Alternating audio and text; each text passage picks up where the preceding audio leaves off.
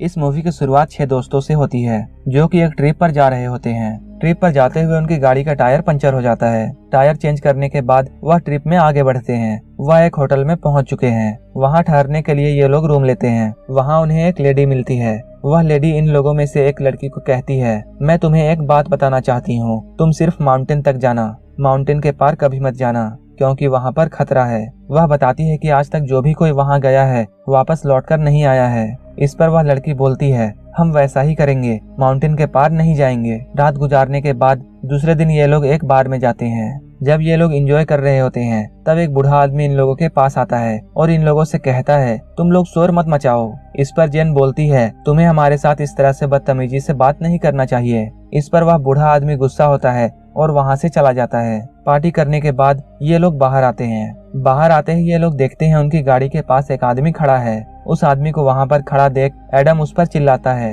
लेकिन वह आदमी वहाँ से नहीं हटता है। ये लोग उस आदमी की तरफ एक वाइन की बोतल फेंकते हैं। इसके बाद वह आदमी वहाँ से चला जाता है। दूसरे दिन जब जेन मॉर्निंग वॉक के लिए निकलती है तब वह एक लेडी को देखती है जो कि कुछ बेचने के लिए वहाँ आई थी। जेन इस लेडी से कुछ सामान खरीदती है। अचानक उसे वहाँ पर एक बच्ची दिखाई देती है। जेन उस बच्ची से उसका नाम पूछती है, लेकिन वह बच्ची बिना कुछ बताए डर के मारे वहाँ से भाग जाती है। वह लेडी कहती है, मेरी बच्ची की नेचर काफी अलग है।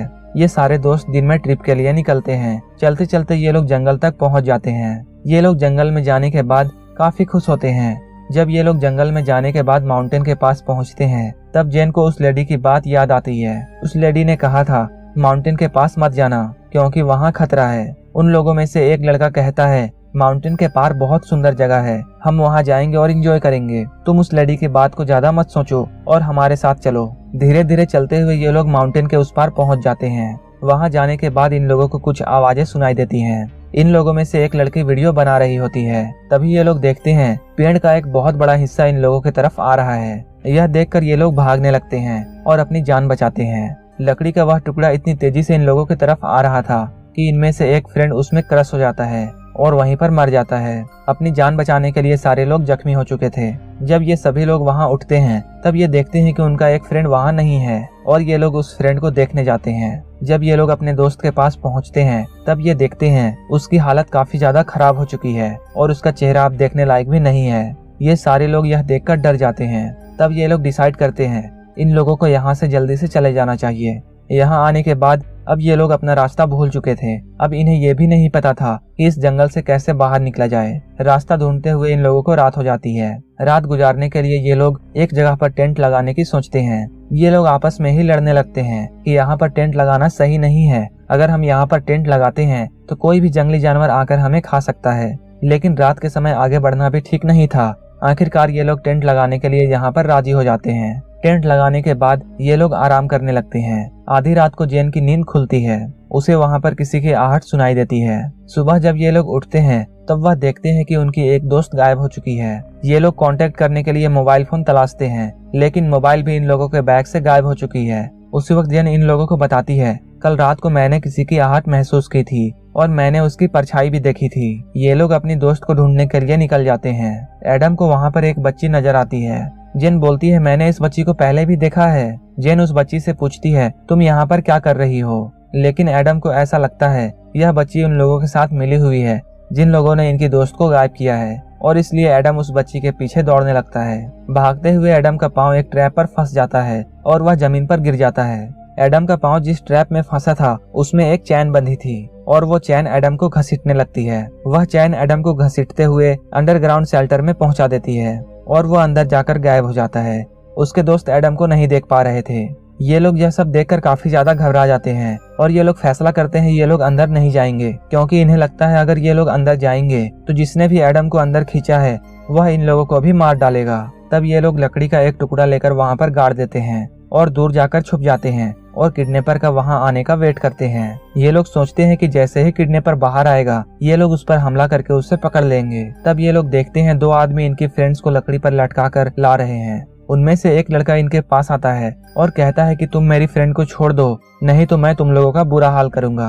वो लोग एडम को नीचे पटक देते हैं। एडम पहले तो बेहोश होता है, लेकिन बाद में उसे होश आ जाता है। वह लकड़ी का एक टुकड़ा लेकर उठता है और उन किडनैपर्स पर हमला कर देता है। वो उन किडनैपर्स को बहुत मारता है। वहीं दूसरा किडनैपर मौके का फायदा उठाकर वहां से भाग जाता है। एडम ने उस किडनैपर को इतना ज्यादा मारा था कि उसका सर फट जाता है और इसका स्कल बाहर आ जाता है। यह देखकर सारे फ्रेंड डर जाते हैं कि एडम को क्या हो गया है कि उसने इतनी बेरहमी से उस शख्स को क्यों मार डाला। एडम के दोस्त उससे कहते हैं तुम्हें इस शख्स को इतना नहीं मारना चाहिए, क्योंकि हो सकता है यह शख्स तुम्हें जान से नहीं मारता और तुम्हें जिंदा छोड़ देता। तब एडम कहता है मैंने यह सब अपनी सेफ्टी के लिए किया है। तभी ये लोग देखते हैं कि उनकी एक फ्रेंड जो कि गायब हो चुकी थी वह भी वहां आ जाती है। वह लड़की जब वहां आती है किडनैपर की लाश को देखने के बाद वह लड़की एडम से कहती है यह तुमने क्या कर दिया, तुमने एक आदमी का मर्डर किया है।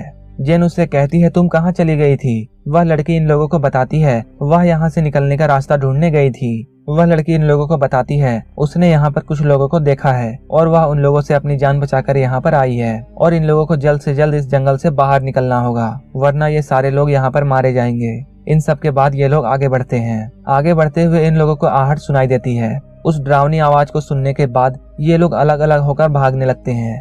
भागते हुए एक लड़के का पैर ट्रैप में फंस जाता है। जैसे ही वह उस वायर को छूता है दूर से एक हथियार आता है और उसके चेस्ट पर लग जाता है। वह लड़का जमीन पर नीचे गिर जाता है लेकिन उसकी जान बच जाती है। यह सब देखकर ये लोग भागने लगते हैं। भागते हुए उनकी एक दोस्त गड्ढे में गिर जाती है। एडम उस लड़की को बचाने के लिए गड्ढे के पास जाता है। तब एडम देखता है वह लड़की जिस गड्ढे में गिरी है बहुत सारी लकड़ियां स्पाइक की तरह रखी हुई हैं और इसमें से बहुत से लकड़ियां इस लड़की के पेट के आर पार हो चुके हैं। वह लड़की हेल्प के लिए चिल्लाती है लेकिन एडम यह सब देखकर इतना डर चुका था कि वहां से डर के भाग जाता है। एडम के जाने के बाद वह लड़की चिल्लाने लगती है। उसी वक्त वह लड़की देखती है वहां पर एक शख्स आ चुका है जिसने अपने चेहरे पर एक डरावनी मास्क पहन रखी है और उसके हाथ में तीर और धनुष है। वह शख्स इस लड़की पर हमला करता है और यह लड़की यहीं पर मर जाती है। अब सिर्फ 4 लोग बचे होते हैं और ये लोग अपनी जान बचाने के लिए इधर उधर भाग रहे होते हैं। लेकिन उसी वक्त कोई शख्स जेन की फ्रेंड को ऊपर खींचने लगता है और उसी वक्त पीछे से जेन पर भी कोई हमला कर देता है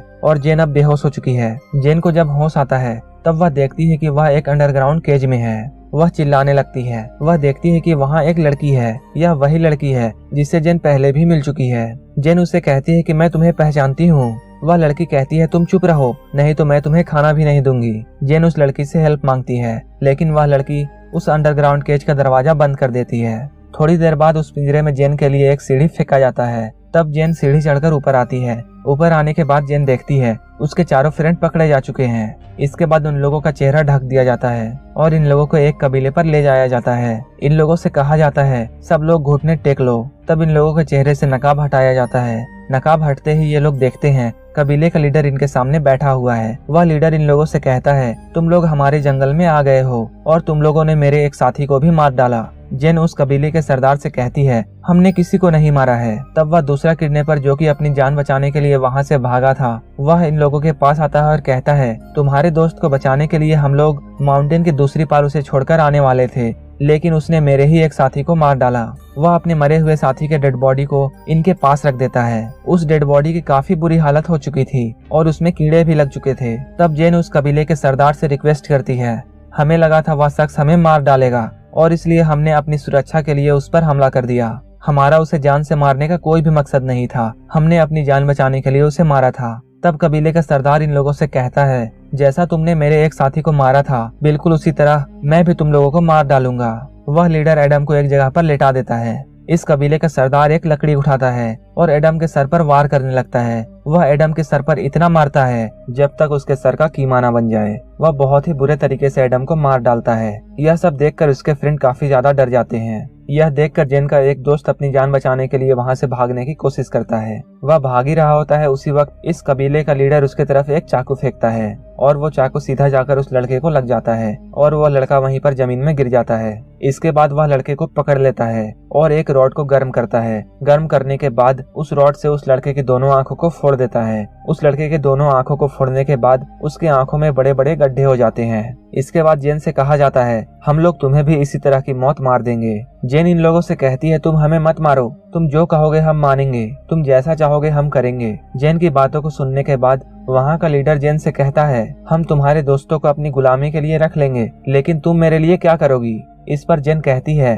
तुम जो चाहोगे मेरे साथ कर सकते हो और तुम जैसा चाहोगे मैं वैसा ही करूंगी लेकिन तुम हमें मत मारो। यह सुनने के बाद वह लीडर जेन की बात मान लेता है और इन लोगों को नहीं मारता है। इसके बाद हमें एक बूढ़ा शख्स दिखाई देता है जो कि जेन के फादर हैं। वह अपनी बेटी को ढूंढने के लिए उसी जगह पर आ जाते हैं। जेन के फादर नजदीक के पुलिस स्टेशन जाते हैं और वहां जेन की फोटो दिखाकर कहते हैं यह मेरी बेटी है और इस जगह पर आकर वह गायब हो गई है। इसके बाद उस पुलिस ऑफिसर से जेन के फादर पूछते हैं क्या आपने इस लड़की को कहीं देखा है? तब वह पुलिस ऑफिसर जवाब देता है मैंने इस लड़की को कहीं नहीं देखा है। जेन के फादर इसके बाद बार में जाते हैं। वहां पर वह बूढ़ा शख्स जेन के फादर को मिलता है। जेन की फोटो दिखाकर वह पूछते हैं क्या तुमने मेरी बेटी को देखा है? इस पर वह बूढ़ा आदमी जेन के फादर को मारता है और उससे कहता है मुझे पता है तुम्हारी बेटी कहाँ गई है और अब वह वापस नहीं आएगी और वहीं पर वह मारी जाएगी।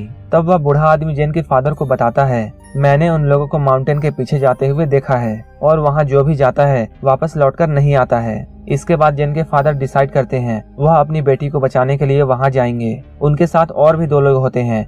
ये तीनों जेन को बचाने के लिए निकल जाते हैं।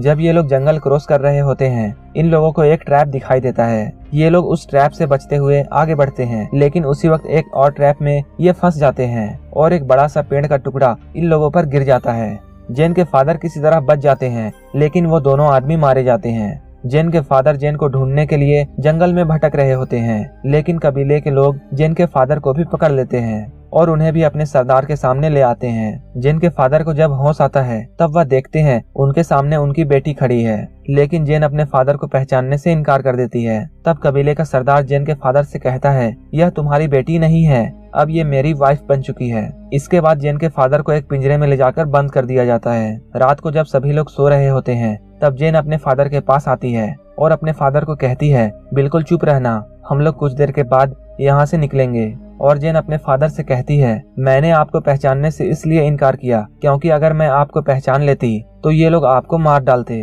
इसके बाद ये दोनों बाप बेटी यहाँ से भागने लगते हैं। वहाँ से भागते हुए जेन को उसका फ्रेंड मिल जाता है। वह अपने फ्रेंड से कहती है तुम भी हमारे साथ भाग चलो, लेकिन उसका फ्रेंड जेन से कहता है मुझे इन लोगों के साथ अब अच्छा लगता है और मैं इस जगह को छोड़कर अब नहीं जाऊंगा। इसके बाद जेन अपने दोस्त को वहीं छोड़कर आगे बढ़ जाती है। जेन और उसके फादर भाग रहे होते हैं, लेकिन इसकी खबर कबीले वालों को लग जाती है।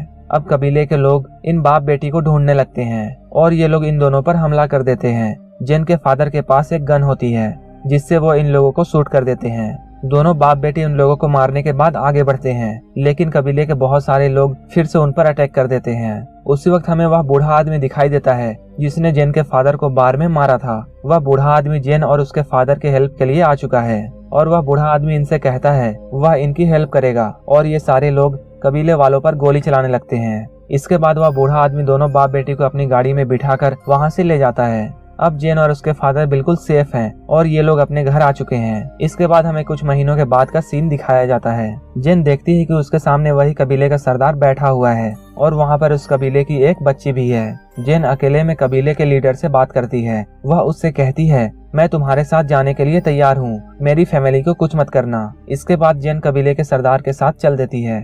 जेन इसके साथ गाड़ी में बैठकर जा रही होती है, लेकिन इनकी गाड़ी का वहीं पर एक्सीडेंट हो जाता है। जेन अचानक गाड़ी से बाहर आती है और जेन के हाथ में एक चाकू होता है। जेन चाकू से इन लोगों पर हमला कर रही होती है। जेन को हमला करता देख कबीले का लीडर वहां से जान बचाकर भागने लगता है, लेकिन जेन उसे पकड़ लेती है और कबीले के लीडर को मार डालती है। इसके बाद जेन उस बच्ची को लेकर वहां से आगे बढ़ जाती है और यह मूवी यहीं पर खत्म हो जाती है। अगर आपको यह मूवी अच्छी लगी हो तो एक लाइक जरूर कर देना और इसी तरह की मूवीज देखने के लिए मेरे चैनल को सब्सक्राइब करके बगल वाले बेल आइकन पर भी क्लिक कर लेना ताकि आप हमारी कोई भी वीडियो मिस ना करें।